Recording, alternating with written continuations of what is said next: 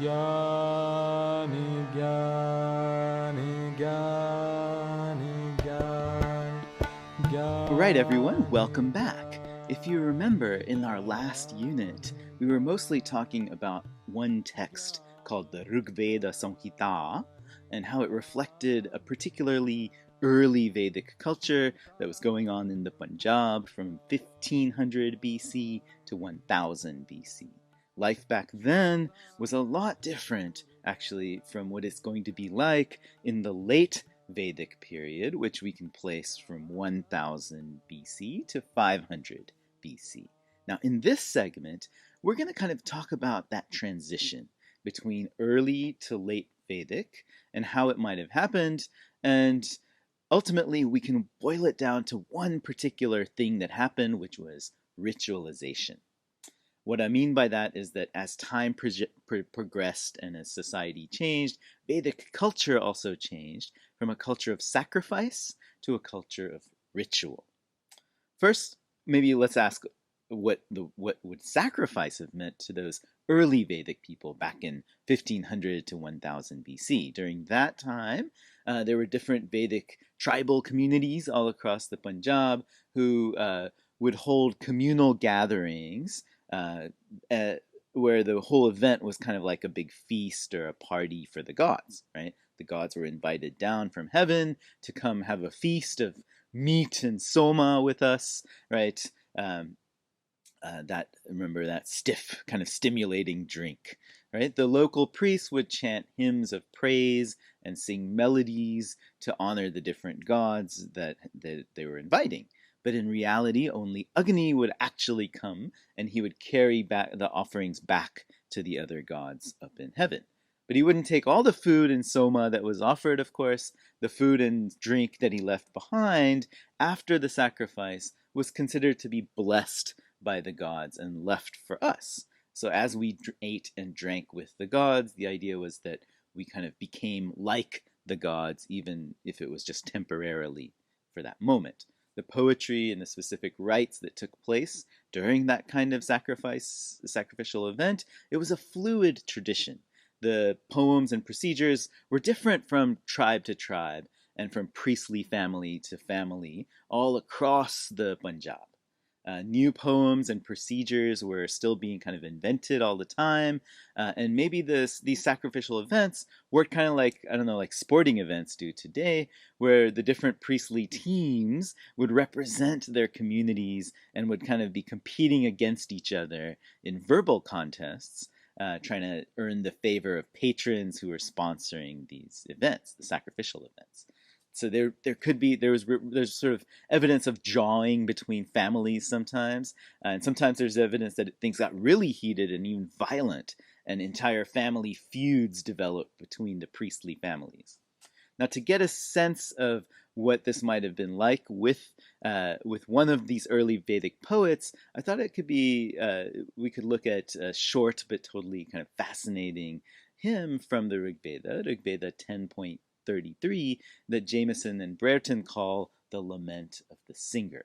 It's written from a poet's point of view and gives really valuable details of how important patronage was for the poet's livelihood in the early Vedic period and how they imagined their own value for the livelihood of their patrons. Reciprocity, in a way, right? It starts with a poet describing his privileged position as a priest poet for a Vedic king. Then in the next two lines, he confesses his failure at protecting his patron, which has led to the death of the patron, the king. And then he addresses his patron's young son, explaining what his qualifications are as a poet, and he's kind of like applying to be his priest poet. At the very end, we're given a kind of amazing personal lament about his feelings for his dearly departed patron, which even today, thousands of years later, might make us shed a little tear. So let me just recite it for you and see if you agree. The advance teams of peoples hitched me up in front. As always, I carried Bhushan within. All the gods then guarded me. There was a shout, the one of bad command has come. The way that I'm reading this line is that the poet is sitting next to his king on the chariot at the front of the army. using his Brahman power that he has as a poet to channel the favor of Pushan and the other Vedic gods. Then the enemy comes and the battle starts. They scorch me all about, like co-wives, like ailing ribs. Inattention, nakedness, and exhaustion oppress me. Like a bird, my attention keeps fluttering here and there. Here the poet is starting to get overwhelmed by the battle, the chaos of the battle, and starts to lose his focus and fails to channel the deities properly. He's fluttering, right? Like mice gnaw their tails, the cares gnaw at me, your praiser. O you of 100 resolves. At once show mercy to us, bounteous Indra, and become like a father to us. Here the poet now is making a plea to Indra, kind of a final plea to save his patron's life, saying that he's getting overwhelmed by fear, by his worries, and he's like a mouse chewing on his own tail. It's kind of an amazing image in some ways. But his appeal is in vain, unfortunately. Indra doesn't answer his prayers, and his patron dies. So just listen to the next lines. I chose Kurushravana of the Trasadyasu's line as my king, most liberal to his cantors, I a seer, saying, he whose 3 tawny horses convey me on his chariot along the straight path, I shall praise him at a sacrifice with a priestly gift of 1,000 cows. I chose the father of Upamashravas, for whom there were sweet songs, delightful like a dwelling place for one at home in it. Listen, O Upamashravas, his son, grandson of Mitratithi. I am the celebrant of your father.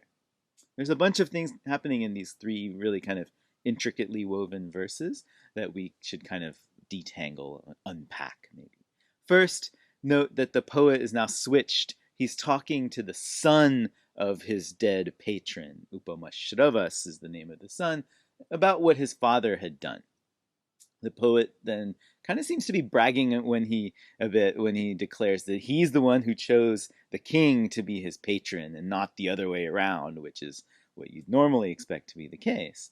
Then the poet cleverly kind of slides in the salary that he's hoping for, 1,000 cows per sacrifice. Then the poet explains his qualifications. He can provide those sacred mantras, which here he calls a chariot with 3 tawny horses. This is a metaphor, actually. It refers to the meter of his brand of Vedic verses, which have 3 feet instead of the usual 4 poetic feet. Anyway, the poet also then adds some more advertising for himself. His verses are like those sweet songs that make you feel like you're at home. But then, now let's see the incredible way that this poet ends his verse. I find it moving. If I could be the master of immortals or of mortals, my bounteous patron would still live. No one lives beyond the commandment of the gods, even one with 100 selves, and thus I have turned away from my yokemate. What a powerful statement, right? He feels guilty that he couldn't keep his king alive. That's up to the gods, not us, right?